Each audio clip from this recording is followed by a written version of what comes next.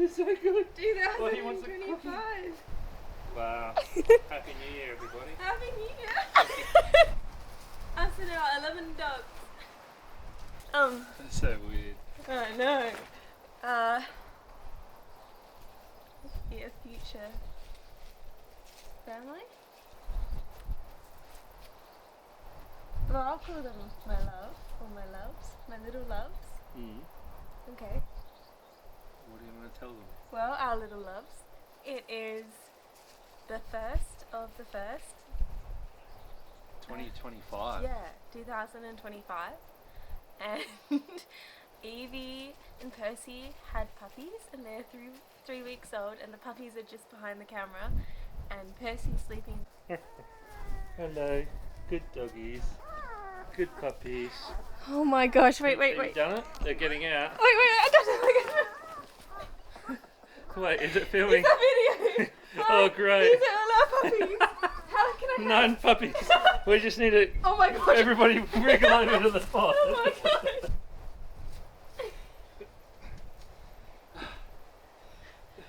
Good dogs.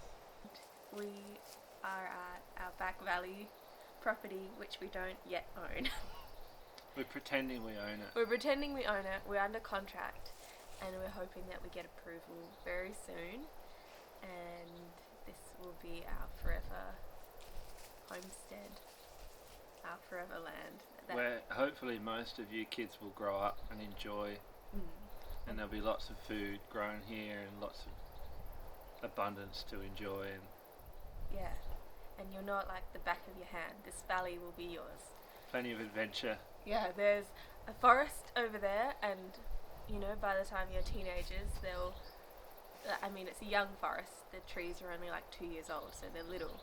But maybe when you're a teenager, they'll be trees. And There's all these tracks in there you can ride bikes through, and you can go hunting if you're sneaky. and if any of you decide that you love horses and want to be like horse riders, you can take the horses through there. But at the moment, this is just a stone ruin. Yeah. It's 175 years old, roughly. And no one's ever lived here. It's been a church. So we'll be the first And a family. school. It was And a church and a school. Oh yeah, a church and a school. And it's a blank canvas. There's lots of weeds, and the ground's really uneven. And And it's windy, and there's not much protection. yeah, it's really windy.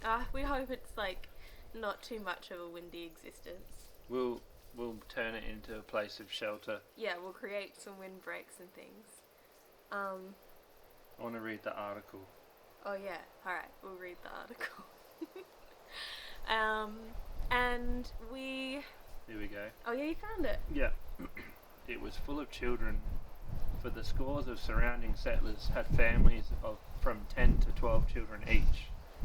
They lived on holdings of land from 120 to 80 acres, and granted in proportion to the passage money paid for them to come out to Australia from England or Ireland or wherever they're from.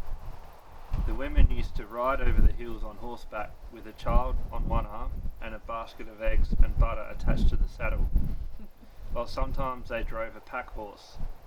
The mainstay for them was the population of Encounter Bay until a carrier's van went over the hills with produce through Yankalilla to Adelaide. There were once hundreds of people and 8 or 10 flourishing schools in the Bold Hills and the Inman Valley. The forefathers of the hamlets are in the churchyards, which means a lot of the people that first came to this land are buried in the little orchard next to us. Yeah. So we hope to live it like that again and turn it into a place where you guys will be those, maybe not 10 to 12 children, but plenty of horses and butter. Yeah. Well, we should tell them about our ideas so far, because they're bound to change and develop, you know? So this year, well, last month we took down Nonal's barn, which is the house I built with my dad, and we packed it into a shipping container, and right now it's still at my mum's house at Tatachilla. and we're going to move that shipping container and pop it over there. And one day, maybe when you are already here, we'll raise it all together and it'll be a part of this main house. So that's definitely going to happen, and that plan's not going to change. No, and one of the things that we prayed for when we were dating and we were talking about where we want to live and build our future together was the property that we wanted to buy had to be on the Fleurieu Peninsula.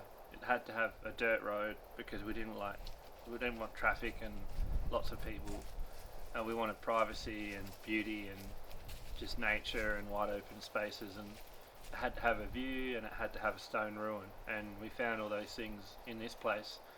And then when we measured it, it turned out to be almost exactly the same size and the same angles on the pitch of the roof as Nonno's barn, so it was only fitting that we could integrate the two. So that plan is pretty locked in place. It's one of the things I promised your mother when we got married, and so that's not going to change, and we see this as a place where that promise will be fulfilled. And maybe here, or maybe it's already done when you get here, but Nonno's barn will stand again just next to us, and it'll be tied into this church, and it will be your bedrooms.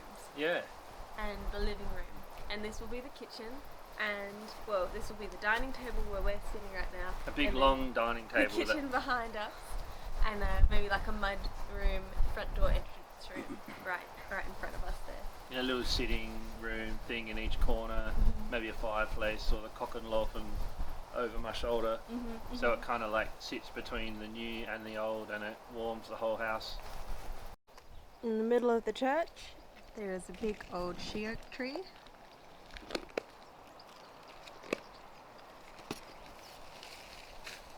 Which means one day in the middle of the kitchen there would have been a tree. You can just see the stone ruin through there from inside the house. It'd be cool to design everything with your house and the extension so you could always see that ruin through there. And then one day we bought it and restored it as a cottage, and it was like we designed this place like decades before we owned that. That's the retirement cottage. Yeah, we'll live there. Yeah. And whatever kid that takes over the empire will live here. Yeah. Kind of just. Yeah, it's like there's a ruin. Right there. Where? Right there. There.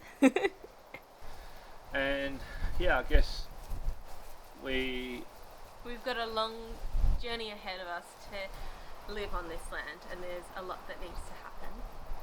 This building needs to be restored and made safe, and that's going to be a big task. And then my house needs to be put up, Nonno's barn, and then finished and connected, and that's also a big job. And we don't have power supply, we don't have water supply, we don't have anything here, and we need a roof frame for this building. And we've owned the forest in Tasmania for 3.5 years now. And we'll tell you about the forest in Tasmania when we go to Tasmania next week. Yeah. But the short story is that we're going to take the trees from the forest and we're going to turn them into the roof frame for the church here. So everything we own is tied together and is all one big detailed story. Yeah. Like the tapestry of life. Yeah.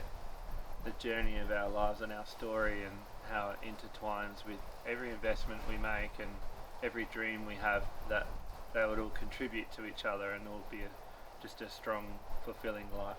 Yeah. And we've been married 7 months? Yeah. And May, June, July. Yeah. 8 months, almost 8 months in 4 days' time. When we leave for Tassie, it will be 8 months to the day since we eloped. Yeah. And we've dreamt, oh bless you Percy, we've dreamt up different things almost every day. We're just constantly dreaming of new projects. And throwing shit at the wall until it sticks. Yeah. And Don't swear. Well, you can a little bit when it's appropriate. And finish renovating the boat. Oh yeah, and finish renovating the boat. We live on a boat, but you already knew that, maybe. Yeah, We'll do a video on that too. Yeah, but that's the idea. That's the idea. And we love you. That's weird to think What part? that we love someone that's not here yet, but we do. We do, because I'm crying about it already. Well, I hope this video gives you something that no other kid has, and your mum's thoughtfulness and beauty is just shown through this. And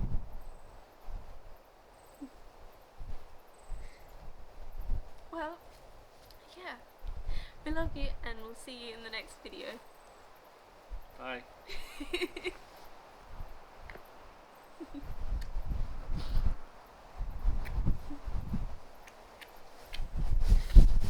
Gosh, I don't know why I'm crying.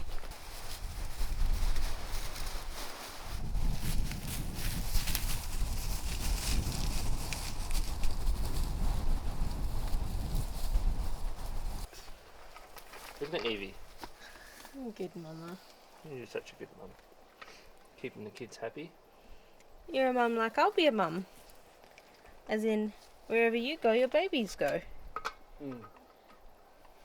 And you still have adventures while you have babies. This little corner. I got everything, all the measurements I need, and now I can draw it properly to scale when we get home. Sounds good.